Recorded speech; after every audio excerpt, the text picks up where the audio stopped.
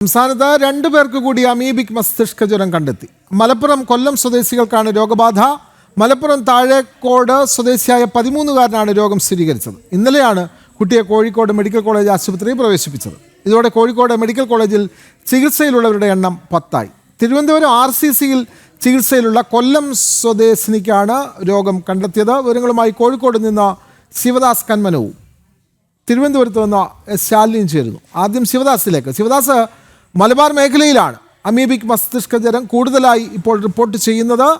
ഇന്ന് സംസ്ഥാനത്ത് 2 പേർക്ക് കൂടി രോഗം കണ്ടെത്തി. അതിലൊന്ന് മലപ്പുറം ജില്ലയിലുള്ള ഒരാൾക്കാണ്. കൂടുതൽ വിവരങ്ങൾ ശിവദാസ്.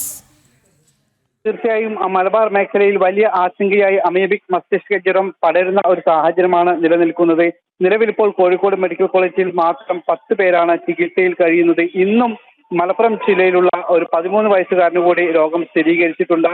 താഴേക്കോട്ട് സ്വദേശിയായ 13 വയസ്സുകാരനായ വിദ്യാർത്ഥിക്കാണ് രോഗം സ്ഥിരീകരിച്ചത്. കുട്ടിയെ ആദ്യം സ്വകാര്യ ആശുപത്രിയിൽ ചികിത്സിച്ചിരുന്നു. പിന്നീട് ഇന്നലെ കോഴിക്കോട് മെഡിക്കൽ കോളേജ് ആശുപത്രിയിൽ കൊണ്ടുവരികയായിരുന്നു. പിന്നീട് പരിശോധന നടത്തി. അതിനുശേഷം ഇന്നാണ് രോഗം സ്ഥിരീകരിച്ചത്.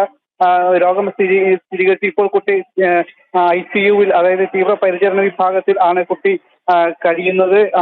കുട്ടിയുടെ നില ഗുരുതരമായി തുടരുകയാണ്. അതോടൊപ്പം തന്നെ മറ്റ് 10 പേർ കൂടി ഇപ്പോൾ നിലവിൽ കോഴിക്കോട് മെഡിക്കൽ കോളേജ് ആശുപത്രിയിൽ ചികിത്സയിലുണ്ട്. നേരത്തെ 13-ലധികം ആളുകൾ ചികിത്സയിൽ കഴിഞ്ഞിരുന്നു. പിന്നീട് ചിലർക്ക് നെഗറ്റീവായി, അങ്ങനെ അവർ ഡിസ്ചാർജ് ആയി. ഇപ്പോൾ അതോടൊപ്പം തന്നെ ഈ 1.5 മാസത്തിനിടെ മാത്രം 7 മരണമാണ് അമീബിക് മസ്തിഷ്ക ജ്വരം ബാധിച്ച് കോഴിക്കോട് മെഡിക്കൽ കോളേജിൽ മരണം സംഭവിച്ചിരിക്കുന്നത്. കഴിഞ്ഞ ഈ ഒരു വർഷത്തിനുള്ളിൽ മാത്രം ഏകദേശം 17 പേരാണ് ഇത്തരത്തിൽ അമീബിക് മസ്തിഷ്ക ജ്വരം ബാധിച്ച് സംസ്ഥാനത്ത് ആകെ മരിച്ചിരിക്കുന്നത്. ഇത്തരത്തിൽ ഗുരുതരമായ ഒരു സാഹചര്യം തന്നെയാണ് ഈ രോഗം മൂലം ഉണ്ടായിരിക്കുന്നത്. പക്ഷേ എന്നിട്ടും കൃത്യമായ കാര്യക്ഷമമായ ഒരു ഇടപെടലും സംസ്ഥാന സർക്കാരിന്റെ ഭാഗത്തു നിന്നോ ആരോഗ്യ വകുപ്പിന്റെ ഭാഗത്തു നിന്നോ ഒന്നും തന്നെ ഇല്ല. കാരണം പലപ്പോഴും നമുക്കറിയാം, കഴിഞ്ഞ ദിവസങ്ങളിലെല്ലാം തന്നെ ഇന്നലെയും ഒരു മരണം ഉണ്ടായിരുന്നു. ഇത്തരത്തിൽ തുടർച്ചയായി മരണങ്ങളും രോഗം സ്ഥിരീകരണവും ഉണ്ടാകുമ്പോഴും കൃത്യമായൊരു ഇടപെടലോ കൃത്യമായൊരു പ്രതിരോധ പ്രവർത്തനങ്ങളോ ഒന്നും തന്നെ ആരോഗ്യ വകുപ്പിന്റെ ഭാഗത്തു നിന്നും ഇല്ലാത്തതിൽ വലിയൊരു പ്രതിഷേധവും, അല്ലെങ്കിൽ അത്തരത്തിലുള്ള കൃത്യമായ കാര്യക്ഷമമായ ഒരു പ്രതിരോധ പ്രവർത്തനങ്ങൾ ഇല്ലാത്തതിൽ രോഗികൾക്കിടയിലും കൂടെയുള്ള ആളുകൾക്കൊക്കെ തന്നെ വലിയൊരു പ്രതിഷേധം കൂടി ഉയരുന്നുണ്ട്. വിനോദ്. അതെ,